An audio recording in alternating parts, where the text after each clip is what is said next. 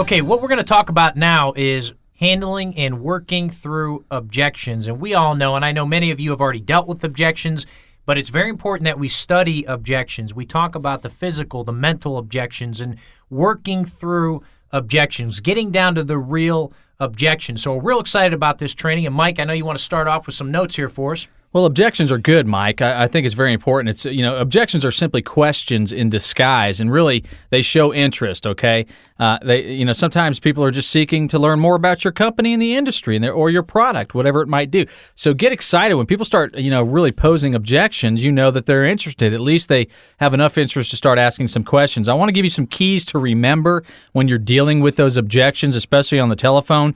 And it goes back to something I said a little bit earlier. Listen more than you speak, okay? God gave you 2 ears and 1 mouth for a reason. We need to listen twice as much as we speak. And again, that helps because people like to talk about themselves because obviously they're the center of their own universe and that's the way they see life. So you want to listen more than you speak.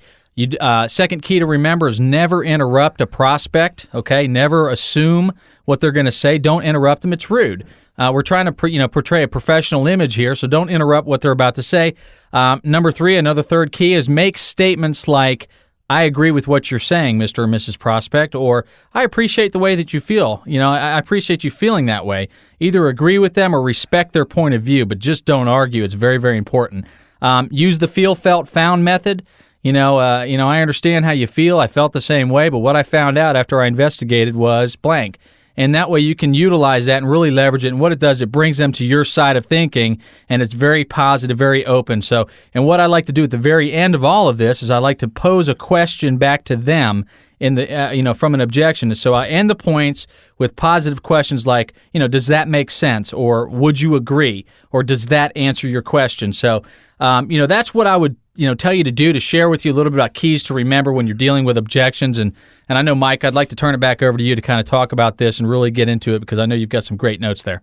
Well, one thing we want to do is help everybody understand, various objections. And I try to break things down to be as simple as possible. And in objections, I talk about physical and I talk about mental objections. And we're going to talk about physical objections first. This might be money objections or need objections or timing or spousal, which I'm going to explain how that's going to work for you here in just a little bit. But let's talk about money objections. First of all, understand money objections are inevitable. You're going to deal with that because we live in an economy today worldwide that's been affected by wars and terrorism and uncertainty. And what you have to understand is people are very wishy-washy when it comes to money. And here's something I want you to think about. People can spend money all day long when it's for a short-term gain.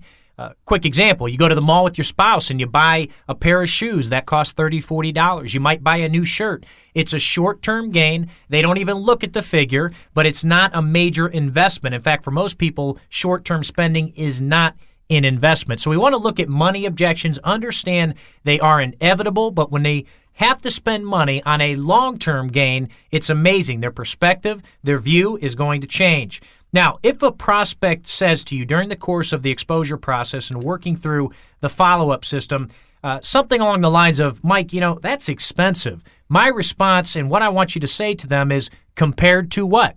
Open it up to a new question, obviously from you, to lead to a real objection. Or here's another response for you. How much did you think it was going to cost? Because eventually this is going to lead, like I said, to the real objection.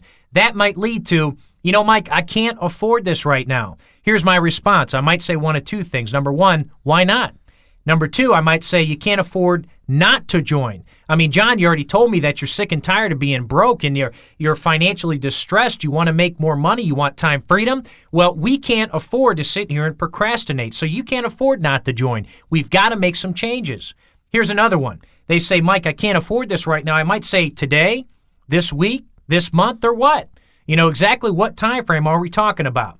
Now, I just want you to understand that when it comes to money objections, we have to create a sense of not having this is going to cost us more. Let's talk about maybe a risk objection. Some people like to look at an investment, say it's $500, We all know that starting a business is risky.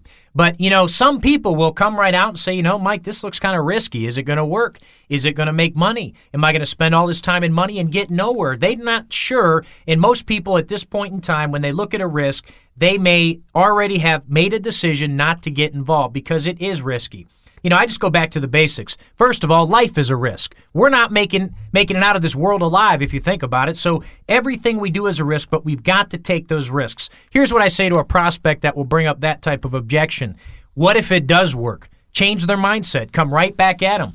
John, what if this does work? Imagine 12 to 24 months down the road from now, you fire your boss, you're living your dreams, you're in control of your finances. Would you look back and be so happy you took the risk? It was well worth the wait.